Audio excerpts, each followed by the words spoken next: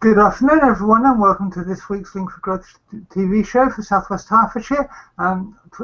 Today is the 20th of May, and as usual, you can contact us on Twitter via at L4G SW Herts. That's at L4G SW Herts on Twitter, and we have an absolutely full show today.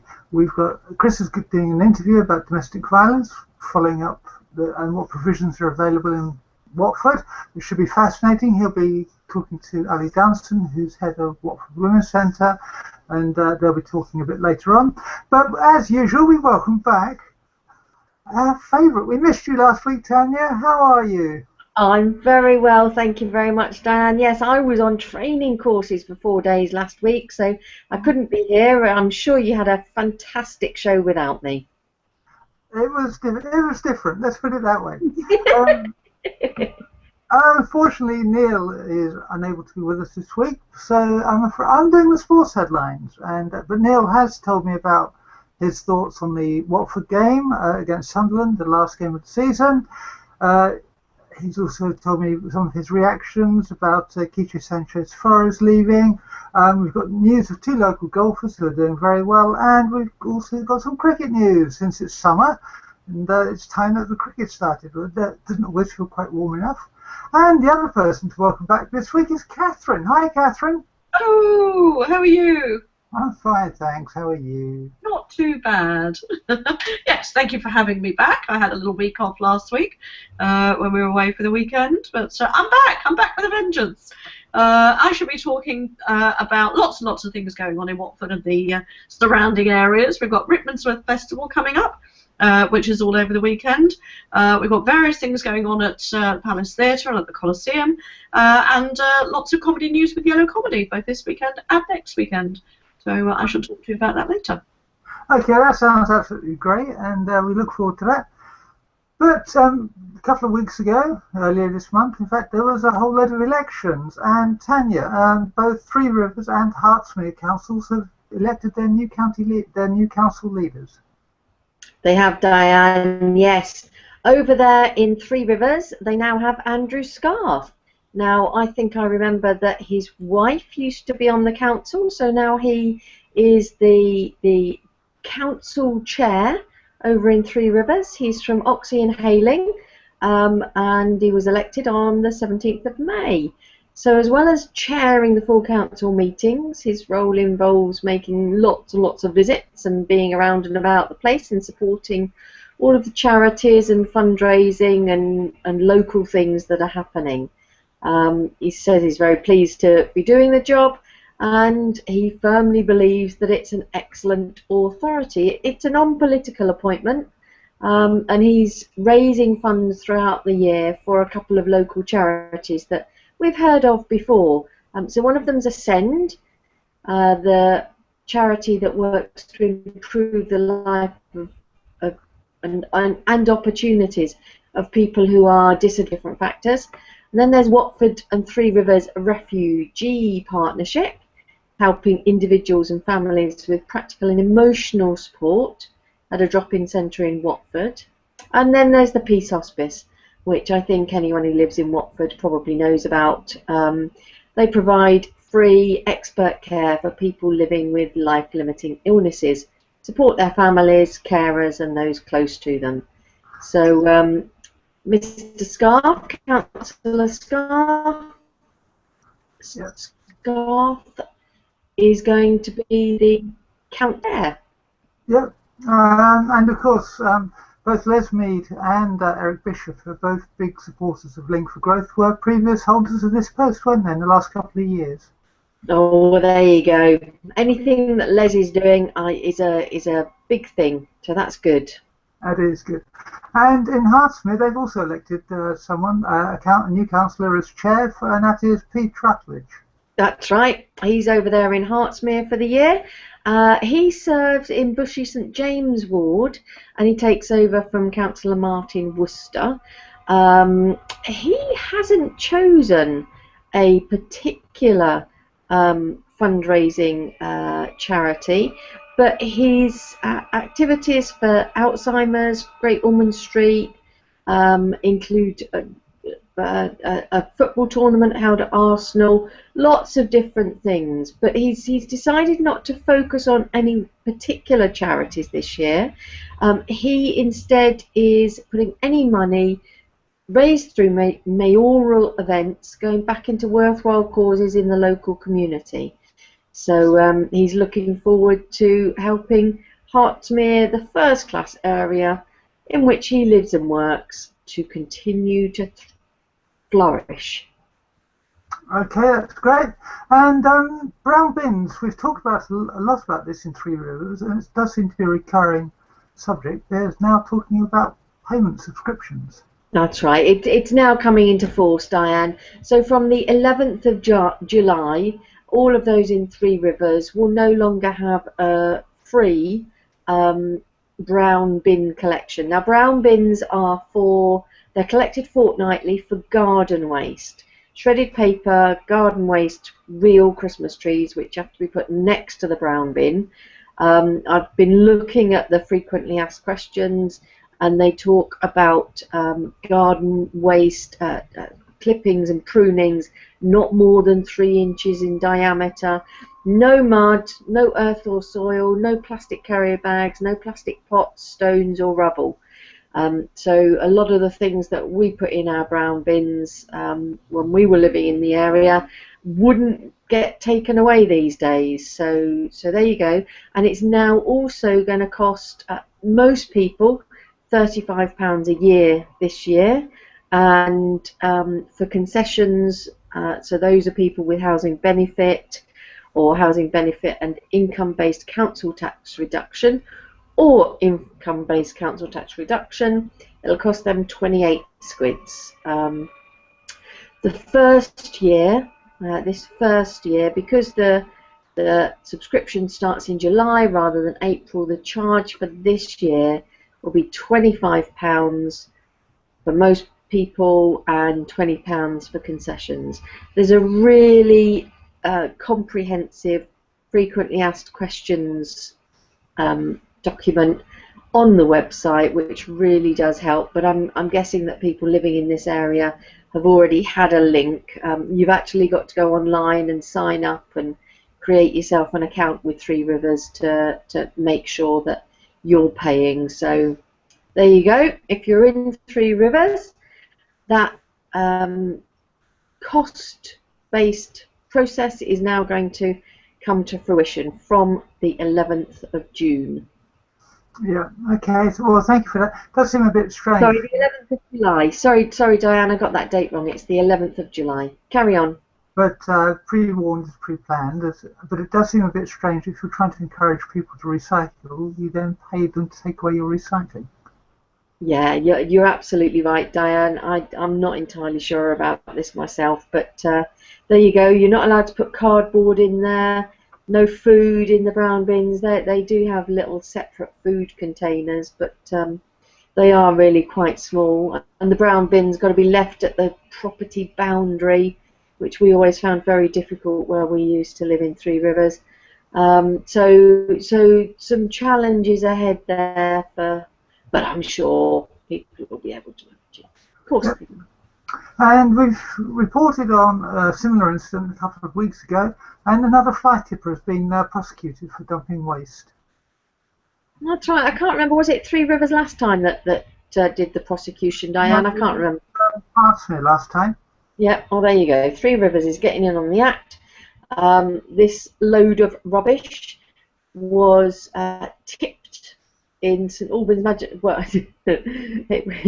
it was tipped in Chalfont Lane, Maple Cross, Rickmansworth, and the case was tried in St Albans Magistrates Court last week, Wednesday the 11th of May. Promise that the rubbish wasn't tipped in St Albans Magistrate Court, it's just that the case was heard there.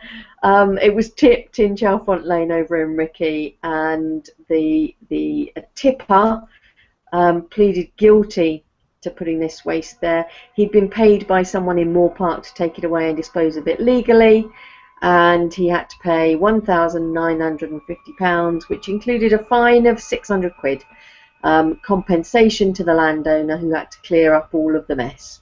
It also includes costs for the council and whatever else. There was something else there that you have to pay for too. So yeah, the councils really are picking up on all of this. It doesn't mean it's not appropriate. I thought actually the judge was quite good in what he said. He said to the tipper, whatever civilized country you choose to live in, people would take the view. Why he had to specify civilized, I'm not entirely sure, but he said, whatever civilized country you choose to live in, people would take the view that you cannot dump waste on someone else's land. You didn't know what was in the load, and unfortunately it was nothing toxic. You caused great inconvenience to the landowner because you couldn't be bothered to wait to make proper arrangements with the council tip.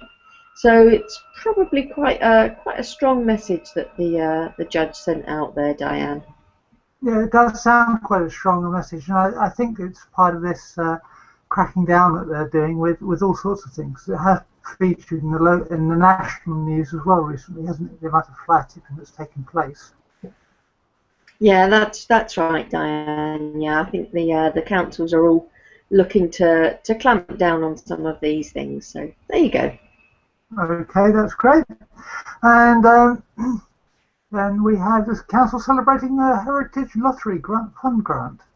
Oh yes, they are celebrating a lottery grant of £5,700. Yes, £5,700. 5.7k, £5,700. For a family activity day, which sounds really lovely actually. So the Heritage Lottery Fund have given them the money. An event in Leavesden Country Park this summer, in partnership with Abbots Langley Local History Society and Leavesden Hospitals History Association.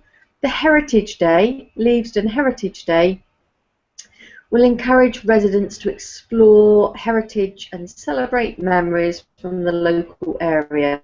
Sounds like it's going to be really nice on Saturday, the 9th of July, between 11 in the morning, and a host of free activities on offer for families and people of all ages, including family tree art, which sounds really interesting. I wonder what they're going to do with that. Art of your family tree at the family tree. Sounds good. An opportunity to meet local historians, discover art, participate in a living history guided walk through the park with actors in authentic costumes. So it's for residents and other people in the area to find out about the local community in fun and exciting ways. They're going to make a film of it and made accessible to the public online afterwards at Artist Meet. Okay, that's great. And a quick reminder, of course, that there are a couple of local walks taking part of the Herts Walk in May. Yeah, Hertfordshire Walking Festival is ongoing throughout the whole of May, and there are two of them really local to the centre of Watford on Tuesday next week. Now there's 3 or 4 tomorrow and Wednesday and Sunday and Monday. But the ones that are particularly in the centre of Watford, there's one on Ning. It's just a mile. Starts at Watford Central Library, and it's the Unlikely Pilgrimage. It's the reading group. They're reading The Unlikely Pilgrimage of Harold Fry by Rachel Joyce, and they're discussing the walk as they walk around Casterbridge Park, ending up at the Char Char Cafe, which is very good. And there's another one. That's the Bat Walk, joining Park Ranger Damien to discover and detect these fascinating nocturnal creatures at Ricky Aquadrome. So there you go, 2 things really local for us. Yep. 2 to 3 miles, that one, and should be good fun. Yeah, and I skipped this earlier by mistake. M&S Energy to give £350,000 to community projects. That's right. Yeah. So they do this. They now launch this year's one, and you have to apply for a grant. So following the initial application, which has got to be financially viable, you've got to put in a business case for it, following and a shortlisting process, winners are decided by public vote, giving customers and community members the opportunity to get involved with the initiative and select the project that they believe will be of greatest benefit.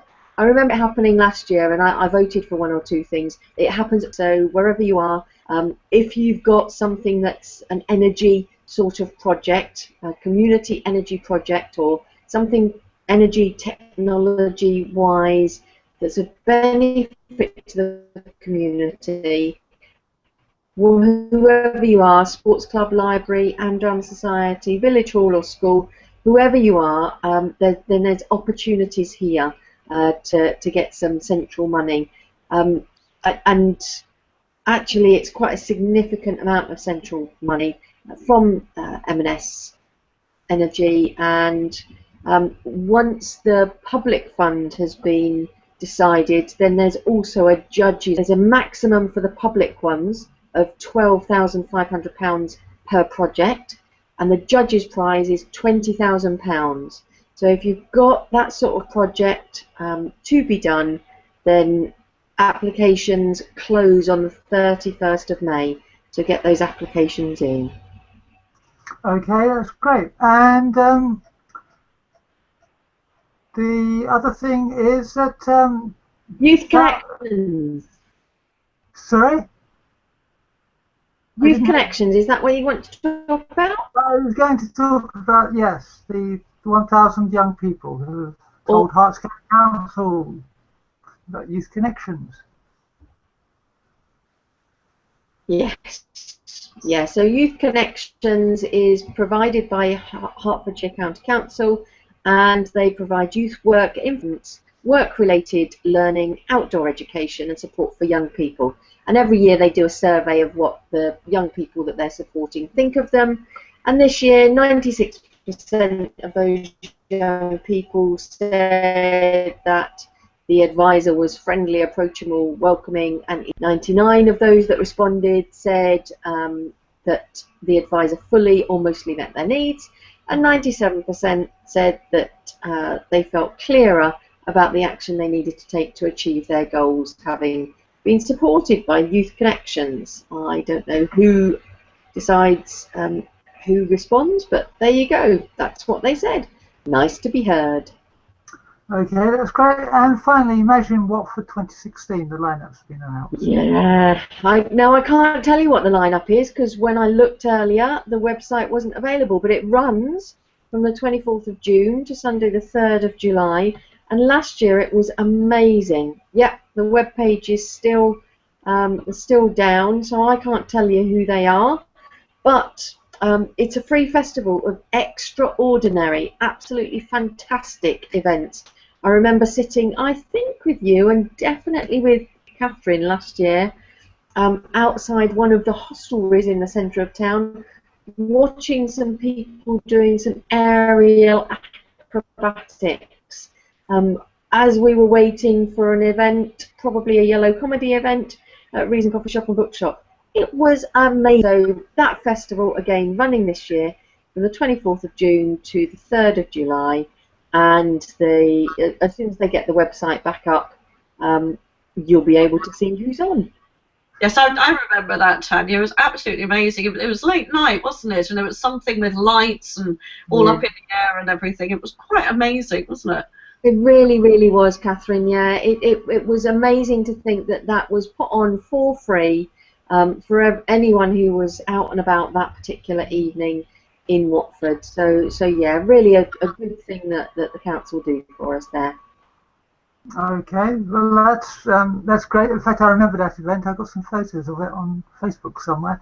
But thank you very much for that, Tania. Hopefully next week the delay will mean you've reached Earth and not some place like the other side of Mars. Yeah, hopefully. I don't know. We need to get this technology sorted out, I suppose. But anyway, thank you very much for that for now. All right. Thanks, Diane. Take care. That's okay. And you. Bye bye. Chris, hello.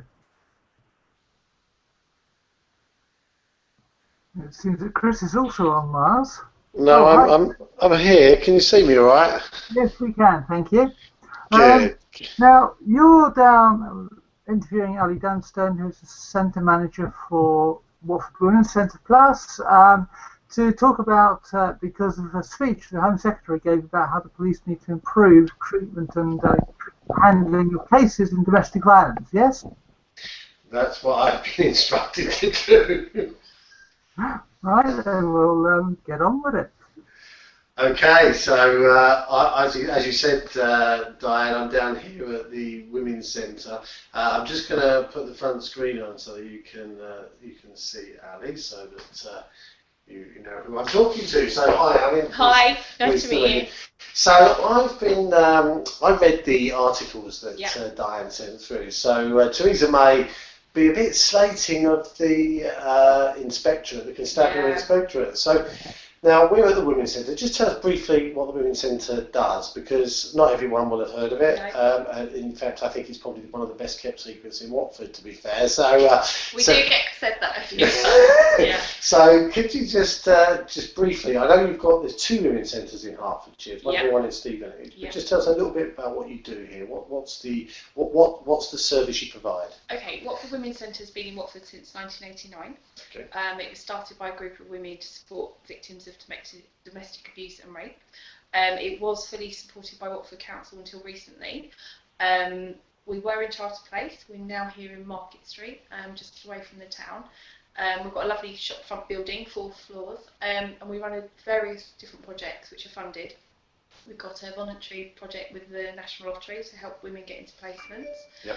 We've got one of the top 3 providers in Hertfordshire for HAFLs, Hertfordshire Education, run different courses for men and women. Okay. We have got a contract with National Careers Service to help people find jobs, help with SCVs, job club, help them move into work. We have got a counselling service where we have long-term, low-cost counselling for up to 2 years for women, and we also can accept some NHS referrals as well.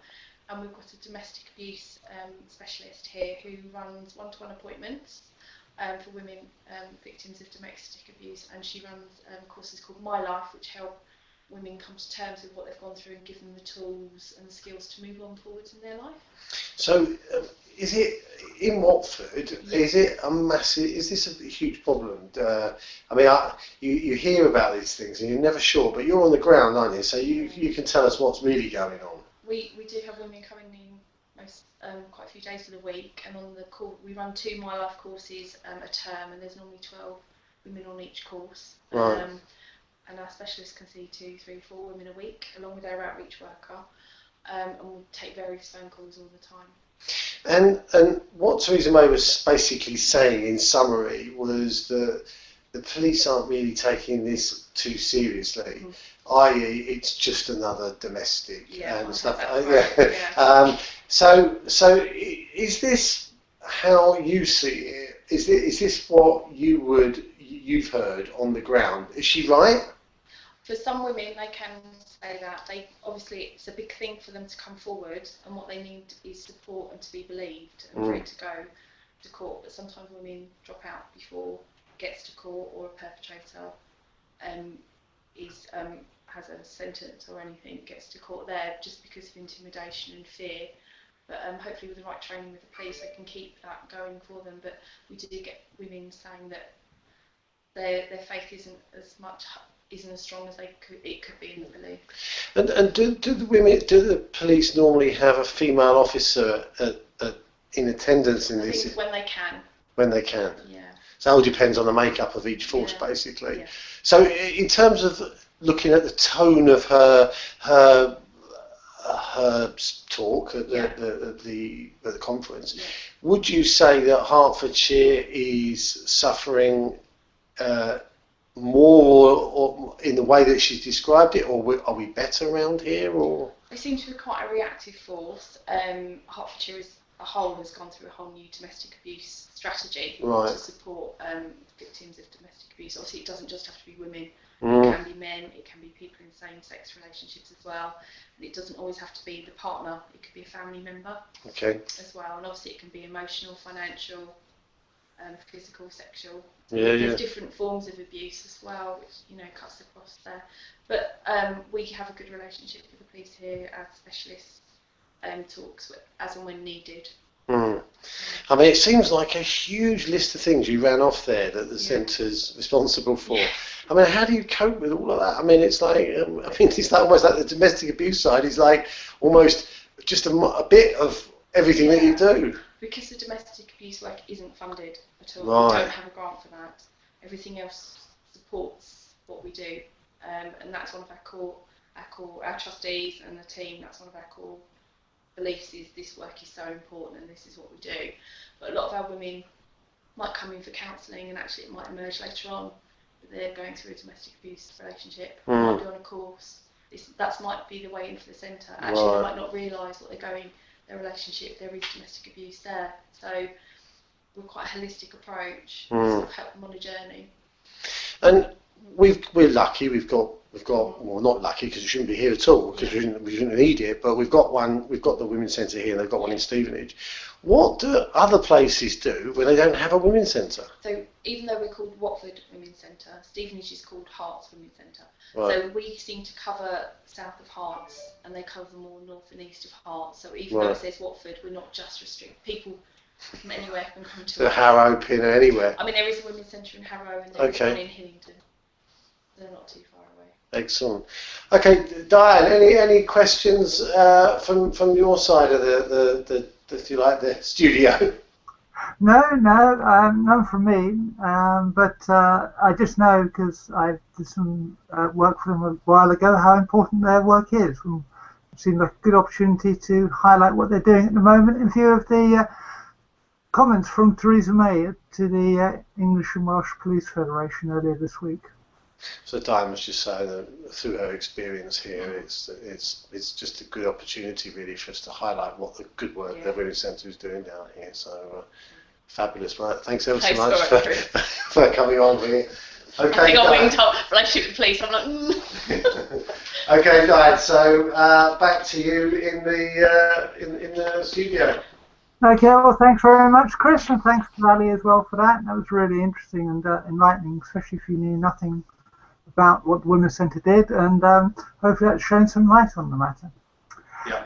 As I said, okay, take care now. Okay, thanks, Chris. Bye-bye. As I said at the start of the show, unfortunately Neal can't be here today, so I'm going to be talking about the sports news. Neal, I've managed to chat to Neal earlier on in the week about the Watford-Sunderland game, which ended 2-2. His view was that Watford, after a slow start, did get better in the second half, but they were lucky to hang on to a draw since Sunderland had two disallowed goals that were for offside, but in fact were both onside. But these things, he said, happen so quickly. There were mistakes that were easy to make. He said the performance was better than some of the recent performances, but still not outstanding. And of course it was a very emotional day as well, because not only was it the last game of the season, but it was also the last game for Quiche Sanchez-Flores at Watford. He got a fabulous send-off from both the players and the supporters. You may have seen on Match of the Day, Neal was saying a big kind of banner that was folded, unfolded and rolled kind of flag size up one end of the pitch, and at the other end there was another banner apparently about twice the size of the owner, and that also did the same thing. So it's obvious that fans were showing support for the, in Neal's interpretation of events was that showing support for the owner, and thank you to Quiche Sanchez-Flores. So that was really interesting. Quiche Sanchez-Flores is saying that he'll remember the fans and the send-off because he's really been impressed by their passion to the club, especially during his first season involved in English football. He apparently hasn't got a new job lined up yet. No one's quite sure where he'll go, but hopefully he will find a job soon. And the Watford has now been reported, and it's been confirmed that there are reports with Walter Mazzari, who is going to be their next, probably be their next manager. Mazzari has managed at both Inter Milan and at Napoli. He's been out of work for the last 18 months, but during that time apparently he spent a year living in Manchester so that he can improve his English. Apparently he's got a fabulous track record when he's at Napoli, and being Italian, he's used to the Pozzo's way of working, which is the coach coaches, and then there's a buying team who support that coach to bring in the players that the coach wants. And he is apparently also very familiar with the Pozzo model, having seen it work with Udinese. Pozzos are also reported to be selling Granada to their Spanish club to a Chinese consortium of, but that's apparently negotiations are in the early days, and the rumour report, we've only seen one such report so far, so until we hear more about it we won't say anything else, apart from the fact that it is rumoured that they're going to be selling Granada. The other good news from Watford this week is that Hero Gomez won 3 awards on the players on the awards evening at the end of the season dinner. He won Player of the Year, he won Performance of the Year, and Players Player of the Year. The Player of the Year is a public vote, and he won that after being runner-up to Troy Deeney last year. He was also the Players Player of the Year, and he won Individual Performance of the Year or Performance of the Season for the game at West Brom, where he saved 2 penalties and helped Watford win 1-0. So many congratulations to him, and I know that Neal hopes that he will continue in this fine form next season. Unfortunately, Watford ladies are not in such quite good form. They lost 5-0 to London Bees, having conceded 4 goals in the first half. Apparently, in the second half, Watford ladies played much better, and the Bees only scored their 5th and final goal in the last minute of the game. The manager for Watford ladies was saying that she was up. I was going to say upset, but disappointed would probably be a better word. That Watford didn't play the full 90 minutes, and Kate Wilson hopes that Watford ladies will produce a better performance in their next game, which is in the next couple of days or two. At the moment, Watford ladies are bottom of their league, unfortunately. Now, golf. Normally we talk about Moore Park golfer Matt Wallace. We'll be talking about him in a moment, but we have another golfer to talk about, and that's Moore Park golfer Callum Sinquin. Made an excellent start to the Irish Open. He came in, and after the first day he was only 3 strokes behind the leader and 1 stroke behind world number 1 Rory McIlroy. So obviously he's a golfer in fine form. The Irish Open is still being played, and the result and conclusion will happen on Sunday. And Matthew Wallace is doing another fine job, having won 3 tournaments on the trot. He's now at the Vigano Open, which is a course up near Italy, up near Milan in northern Italy. At the current score, he is he's 6 under par, having scored 65 in the first round. He's currently -1 for the day so far, and he's on the 3rd hole. So that places him 5th equal. So obviously he's going great guns again. Hopefully he'll improve his ranking and his score over the next day or two. And finally, cricket. Abbots Langley, Hemel, Aldenham Town and Watford Grammar School for Boys have all advanced in the Watford Observer 14-14 Shield competition, and the quarterfinals are now confirmed, and you can see the dates and the playoffs and the fixtures are going to be happening in the Watford Observer on their sports page by just clicking the link for cricket, and it's there at the top of the page. Catherine. Hello. Thank you for all that sports news. It's a bit of a marathon to get through all that, isn't it? Yeah, I'll just take a breather. Absolutely. I tell you what, why don't you ask me about Watford Colour Run? Well, yes, when I've got your breath, I will ask you about running. Well, actually, Watford Colour Run is actually sold out, which is great news. Great news for the Peace Hospice. People will be running in aid of the Peace Hospice, raising lots of money for them, of course. This is something, I can't remember when it happened for the first time or the second time last year, but anyway, it's become a really popular event. It's sold out, but there's lots of other events that you can sign up for them. And obviously go along on the day. It's on Sunday, this coming Sunday, and it's at, I'm not sure where it's at. I think it's Ogle Country Park, isn't it? Am I wrong? I believe it is. Let me just double check for you. Yes. Yeah. So that will be a great day out. Hopefully we'll get some decent weather for it as well. And good luck to everybody taking part. Exactly. And then on top of that, because you can't take part in that colour run, Michael Sobel Hospice still have spaces on their colour run, don't they? Absolutely, yeah. This one's being held at Brunel University, which I believe is in Uxbridge. All the details are on the Michael Sobel Hospice website. But basically, online registration will close on the 24th of May. Registration after that day will be in person at the event from midday. So this is taking place on... it's on here somewhere. I know it is. It's Wednesday, isn't it? I think it is this Wednesday, actually. Yes, you're right. Is it? I know it starts at 2 o'clock in the afternoon because you can still register from midday. You can run or walk or dance along a 5-kilometre a course at the university. Yes, it's Wednesday the 25th of May, 2 o'clock. As I say, registration opens at midday. Obviously, it's a fun-filled afternoon. Lots and lots of fun for all the family. It's a family event. Adult entry is £13.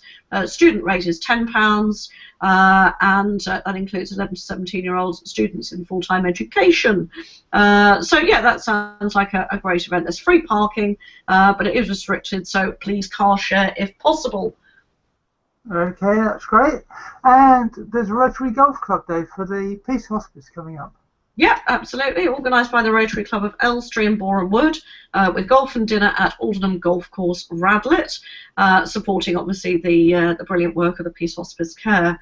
The event is taking place on Friday, the 27th of May. Format, this means nothing to me, by the way. 4-ball, better ball. To a golfer, that means something. I know it does. I feel sure it does. And then you've got dinner and an auction and fundraising activities afterwards.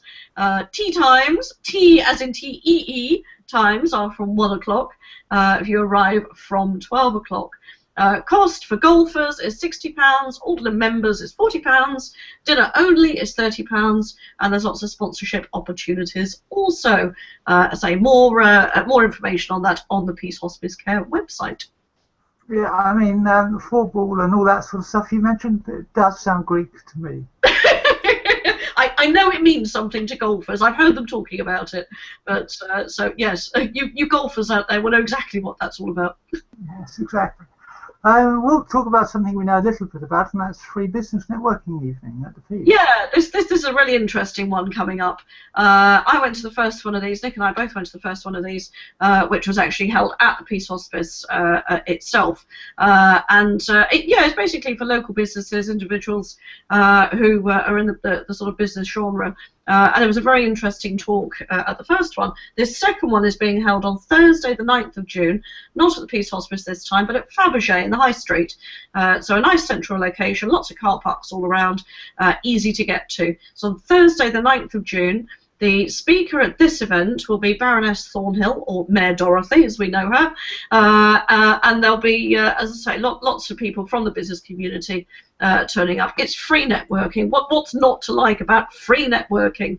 Go out and meet some new faces, new people, take a bunch of business cards, and look forward to a fabulous evening.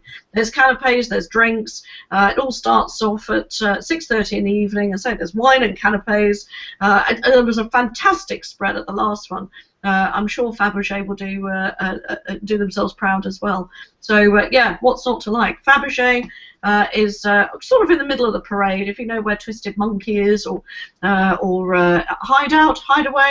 You can tell I'm in the club scene, but along that stretch of the parade, just by the flyover, you can't miss it. So yeah, that looks like being a fabulous event.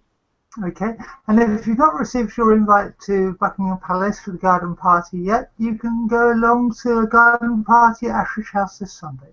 Yeah, quite well. My invite, obviously, to the palace must be in the post still, I'm sure, as is yours. But yeah, hey, why not go along to the Hospice of St Francis? They're having a lovely garden party at Ashridge House. This is on the 22nd of May. It's from 1 till 5 in the afternoon. And it looks like being a fabulous event. There's going to be food and drink and stalls, lots of entertainment, relaxation. They've got a shopping village as well, with lots of stalls, local produce, local companies selling foods, jewellery, home, fashion and garden accessories, children's clothes, toys, plants and more. So there's hot and cold food available. Tickets are available in advance. You can get them from the hospice.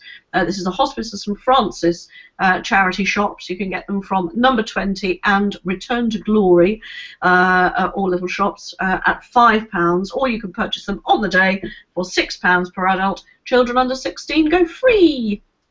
Okay, that's great. And the other thing now is that we talked about Watford Live coming up, but Rickmansworth Festival is on this weekend. Yeah, absolutely. Now this is really becoming quite a huge festival. We popped into it last year, and I think it was a record number of people. They were talking about 20-odd thousand people turning up to it. So if you want to go early, so you can park quite near. I think we had to walk about 1.5 miles from where we parked. Obviously, sort of down into a bit of a valley, over a bit of a canal, and then down and through where the aquadrome is. So yeah, get there early. But it's a fantastic event. Lots of stalls, lots of family fun, lots of live music, and of course lots of canal boats. This is a festival that started off life as quite a large canal boat festival, and then it sort of went a little bit quiet for a few years, and now it's one of the biggest festivals in the area. This is happening on the 21st and 22nd of May, pretty much all day. So head on down to Rickmansworth Aquadrome. There will be signposts for parking, so you can't really miss it. I believe it's free to enter, but I think there's a donation on entry. I can't see anything on the website about that, but from what I remember last year, there was a Ripley bucket, and you throw a few quid in to go in, and then you can enjoy all the fun of the festival. Sorry about that. I clicked on a link, not realising it was a video promoting it. I was trying to look for a start time because it's on both Saturday and Sunday, isn't it? Yes, yeah. I mean, these sort of things normally start sort of mid-late morning, don't they? And sort of go on through to early evening. As you say, I can't see a start time on here either, but yeah, have a look online. But it's pretty much all day, I think. Yeah, exactly. And then for something slightly different, it's an open floor Sunday dance. Yeah, absolutely. This is something completely different. At the last Link for Business meeting last month in Fresh Cafe in Watford, I was interested to hear there was a lady there talking about free dance movements, and a similar sort of freestyle movement to music, and it was really very interesting. And I think this is in a similar sort of theme. This is on Sunday, 22nd of May. Their little strapline is love to dance, want to go deeper, bring it to the floor.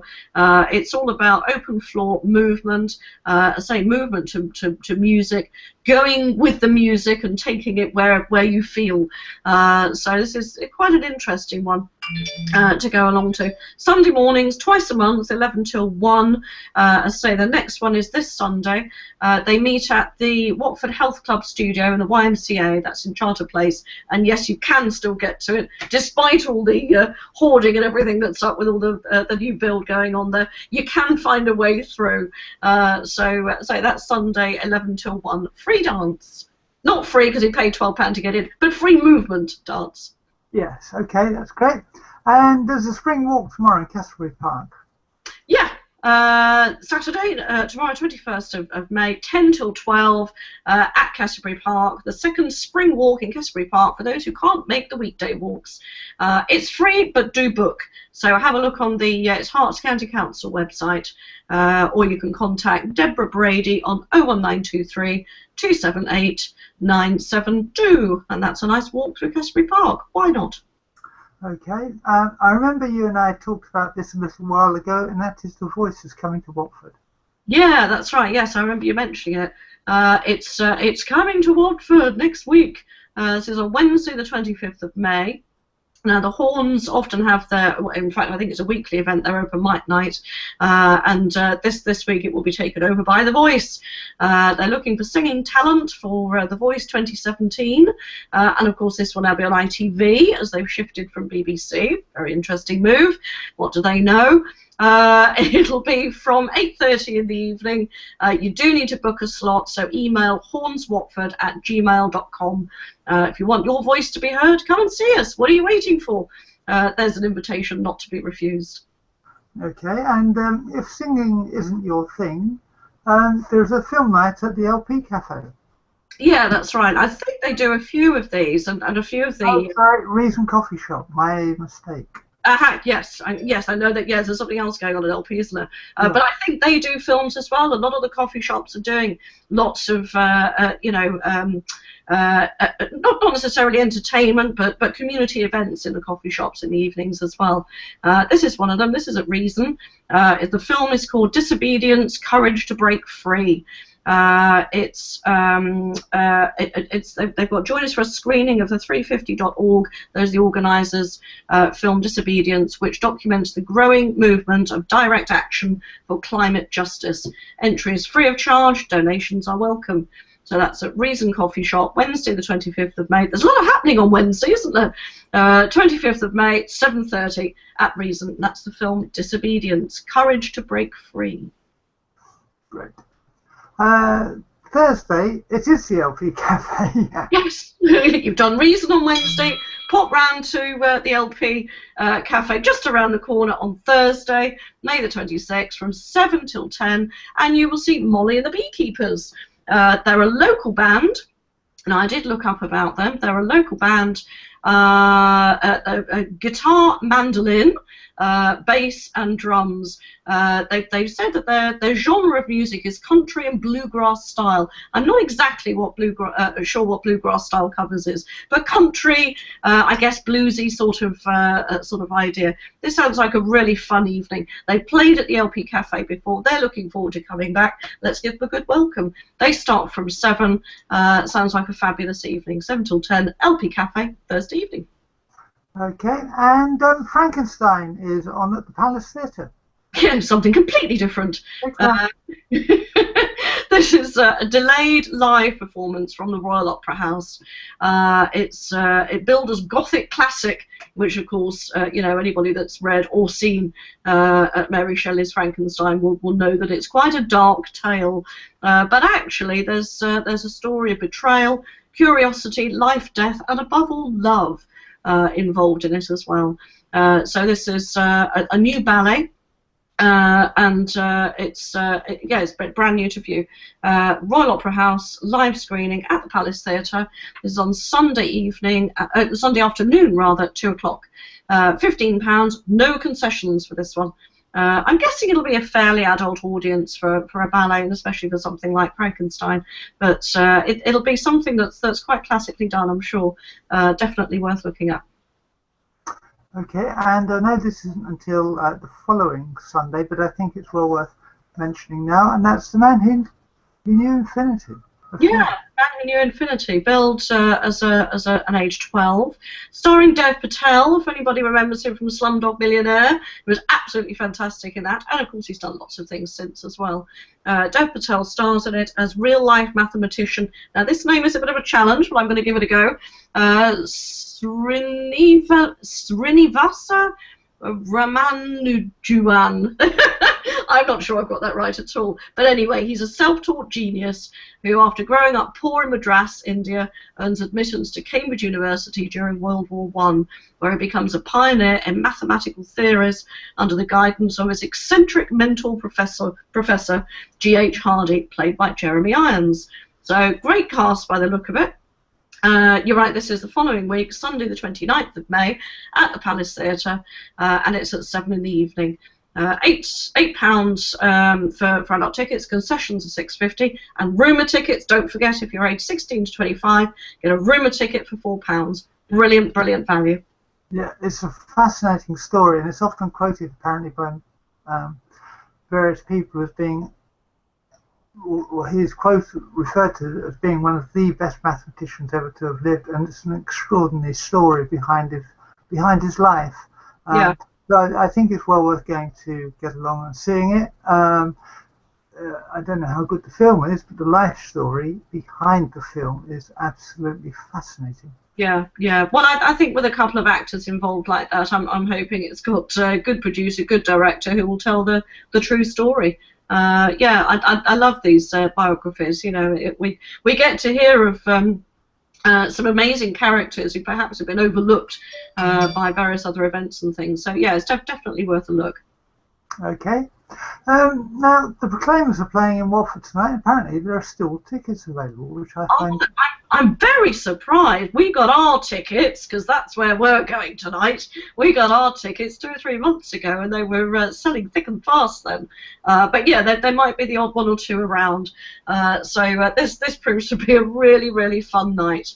You know, the Proclaimers are known for their sort of edgy singing style, I think, but you know, it's an appealing style. They've carved a niche for themselves with pop, folk, and new wave and punk collide, which I think is a lovely way of describing it.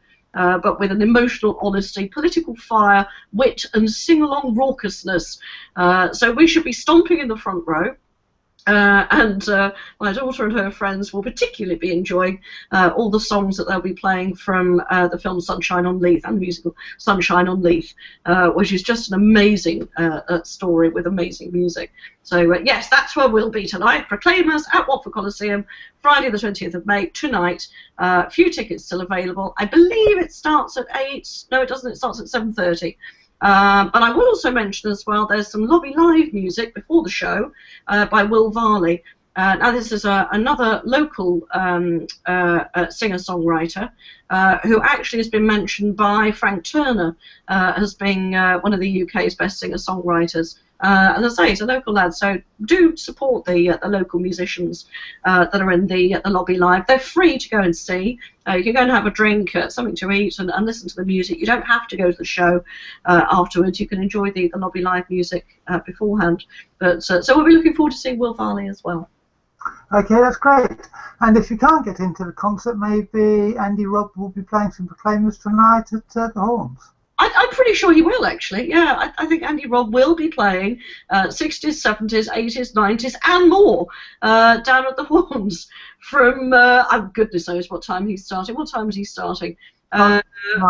9:30, that's it. It's free to get in before 9:30. Any time after that is £3. But sounds like a riot. He's there most weeks by the sound of it, and obviously a popular one down at the Horns. Yeah. And Steelworks are playing tomorrow. Yep, Steelworks are playing tomorrow at 9 o'clock in the evening through to 1 in the morning. It's free, so they've played there before. They'll be welcomed back with open arms. They play a mix of party, dance, and rock. So something there for everyone by the sound of it. That's tomorrow night. Okay, and finally at the Horns on Sunday, they have another gig with Roger Keyser. Yes, this is right. Yes, a happy return, they billed it. Yeah, this is another popular return by the sound of it. It's free again. He's playing from 4 till 7 in the evening, Sunday evening, down at the Horns. They've said, get ready to have your socks blown off. So with some red hot country rockabilly. So that sounds like something to enjoy on a Sunday afternoon. Fabulous. Look forward to it. Okay, that's great. And finally, in the entertainments and events that are happening tomorrow, Yellow Comedy are at Attico again. Yes, absolutely. Looking forward to this one. Always a good crowd at Attico these days. They've got a headliner of Jonathan Hearn. Also appearing are Dylan Dodds, Sean Doughty, sorry Sean Doughty, Sarah Mills, Pamela Mitchell, Will Robbins, and Ariel Suma. Not sure I know that one, but there are some familiar names in there, so I can recommend tomorrow night being a fantastic night of comedy down at Attico. Obviously, they will be emceed by regular MC Andrew Carberry. Free entry, of course, to get in. Might not be free to get out. Bit of a rattly bucket affair going on to get out. Doors open at 7. Comedy starts at 7:30. We'll be there. Okay, good. Well, I'm glad I will also be there. I'm glad I'm not the only one going. That would be great. I think there'll be a few of us there, Diane. They usually are, aren't they? Yeah, they usually are. Catherine, you haven't got a restaurant review for us. You've got a preview of something happening. Yes, absolutely. Yeah, we're off to the Good Food Show, BBC Good Food Show, which I think is quite topical this week after all their pieces in the news about their recipes online this week. Well, we'll go. Oh, sorry, that's my phone. Nobody else here at the moment. But yeah, we'll be going down. It actually started today. I was talking to somebody yesterday who's going along to the show today. It's the Good Food Show, but there is also an emphasis on they've got a section there of Eat Well as well. So there's the Eat Well show going on as well. With lots and lots of stalls, lots of master classes going on, lots of emphasis on healthy eating, healthy snacks, healthy foods these days. But there really is something for everyone. I think up until last year they held this show at Olympia. They've now moved it to the Excel Centre, right down the other end of London, so almost the opposite side of London to Watford. So it's a bit of a journey to get there, but it'll be well worth it. We'll be heading off quite early in the morning. I think they probably finish about 6 in the evening, something like that. There are still tickets available. So it runs from today through till Sunday. They've got top chefs there. We'll be seeing Tom Kerridge at some point during the day. We did want to see James Martin, but he was fully booked, not surprisingly, because he's a popular lad these days. Well, he always was, actually. So that's where we'll be tomorrow. I should be tweeting various things from there as well. So anybody else wants to come down, come and join us. It'll be a fabulous day. I'm sure it will be. And on that positive note of things that are happening this weekend, it's time to say cheerio. So I'd like to say thank you to Chris and to Ali Dunstone of Watford Women's Centre. I'd also like to say thank you to Catherine and to Tania. Thank you. Sorry about the doorbell as well. It's like Piccadilly Circus here. But yes, thank you, Diane, as well. Have a lovely weekend, everybody. Okay. Yeah. Have a lovely time, everybody. Thanks, Diane. Well done with the timing today. Well, I'm trying to get better, and I just took the opportunity to cut some bits out. Anyway, thank you very much for everyone for watching. We'll be here next week again with some more Link for Growth Southwest Herts news. And until then, if you do want to get in touch with us, then please tweet us at L4G SW Herts. If you want a charity featured, or you want your event publicised, then let us know via that by tweeting us, and we'll do our best to include it in next week's show or subsequent week's shows. Until then, it's time to say bye-bye.